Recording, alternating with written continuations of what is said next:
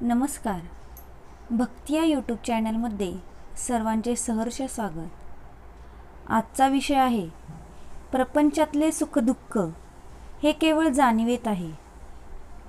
प्रापंचिकाच्या मनात नेहमी एक शंका येते की खोटे करून सुद्धा जर सुखी होता येते तर तसे करायला काय हरकत आहे.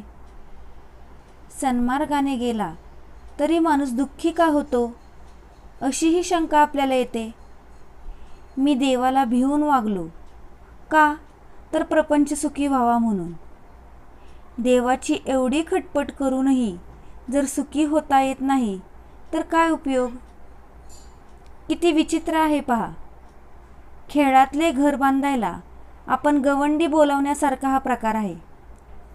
प्रपंचात दक्षता ठेवणे जरूर आहे. ते जर आपण केले नाही तर देवाने काय करावे.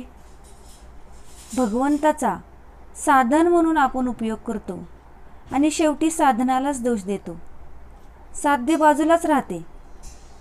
भगवंत विषय देईल पण त्याबरोबर त्याचे दुःखही देईल. एक जण मारुतीरायाला सांगून चोरी करत असे.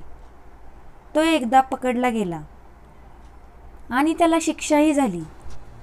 तेव्हा तीही मारुतीच्या संमतीनेच झाली असे नाही का.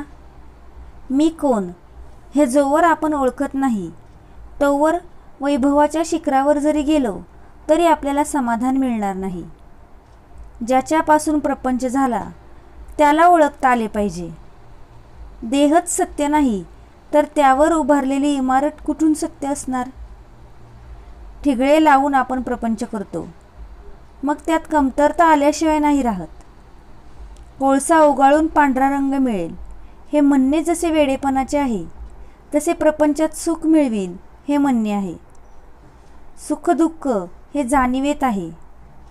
आपल्याला मिळायचे तेवढेच मिळते, पण आपले हवे नकोपण म्हणजे आपली वासना गेली की सुख दुःख राहत नाही. वासना मारायला भगवंताचे अधिष्ठान हाच एक उपाय आहे. वासना ही लाडावलेल्या श्वानाप्रमाणे आहे. त्याला नुसते हडक म्हणून ते बाजूला जात नाही, पण तेही बरोबरच आहे, कारण आपणच त्याला लाडवून ठेवले आहे. म्हणून भगवंताच्या पूजेच्या वेळी सुद्धा ते देवघरात येते. बरे, चांगली वासना तेवढीच आत येऊ द्यावी असे म्हणावे तर तिच्याबरोबर वाईट वासनाही हळूच आत येते. शिवाय वाईट वासनेमध्ये चांगल्या वासनेला मारण्याचे बळ आहे, कारण आपण स्वतः वाईट वासनेच्या बाजूचेच आहोत. वासना ही कोणत्याही उपायांनी तृप्त होण्यासारखी नसून आपण जर भगवंताजवळ वास ठेवला तरच ती नष्ट होते. मी करता नसून परमात्मा करता आहे अशी भावना झाल्याशिवाय मन भगवंताला अर्पण होणार नाही. ते अर्पण झाल्याशिवाय फळाची अपेक्षा सुटणार नाही आणि फळाची अपेक्षा सुटल्याशिवाय जीवाला शांती मिळणार नाही.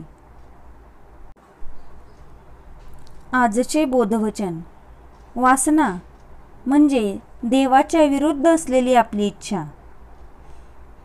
श्रीराम समर्थ. गण गण गणात बोते.